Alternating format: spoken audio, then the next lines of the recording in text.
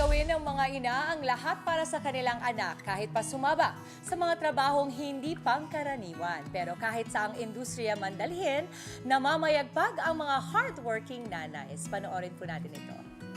Sa ilang trabaho, mas marami at nangingibabaw ang mga lalaki pero lagi ring napapatunayan na kayang-kaya itong tapatan ng mga babae.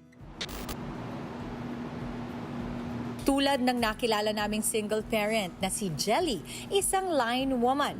Sisiw lang sa kanyang pag-akyat sa mataas na posting yan. Nag-start po ako na as a line woman is 2014. Kung ano yung training ng lalaki, yun din yung training ng babae. Na umakyat po kami sa poste, nag-dressing kami ng mga cross-arm, nag-install kami ng mga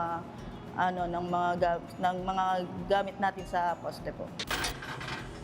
Singtas ng poste ang pangarap ni Jelly lalo na para sa kanyang anak. Kayang gawin ang lahat para magampanan din ang trabaho niya bilang ina. Talagang mahirap siyang pagsabayin. Lalo po ako as a single mom na walang pwedeng mag-guide dun sa anak ko. So pag kailangan niya ako, umuwi talaga ako para sa kanya. Inspirasyon din ang hatid ng 32 anyos na construction worker na si Jerica. Yung equipment po na ginagamit, hindi po talaga siya pambabae, panlalaki po talaga. Dahil po sa single mother po ako, kailangan din po ng dagdag kita. Hindi po pwede na matagal ka pong walang kita kasi pinoprovide ko po yung kailangan ng anak ko. Aminado si Jerica na delikado ang pinasok niya. Kaya mahalaga raw maging alerto at laging maingat. Sa totoo lang po, delikado po yung grinder. Pag di ka po marunong, pwede ka rin pong madisgrasya, ganun. Tapos yung chemical po na nilalagay po namin, yung amoy niya po, hindi po siya safe sa baga at saka yung alikabok po.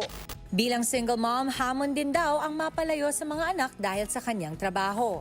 Sakripisyo, ma'am, kasi po, may mga project po kami, ma'am, na dinadala po kami sa malayong lugar, ma'am. Ilang buwan po akong hindi nakakauwi.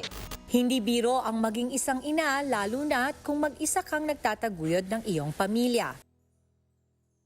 Pinatutunayan ng mga tulad ni Jelly at Jerica na walang pinipiling kasarian ang anumang trabaho. Mga kapatid, Dimples Romana po, maging maalam at may pakialam sa mga napapanahong issue at headlines. Mag-follow na po at subscribe na sa social media pages ng News 5.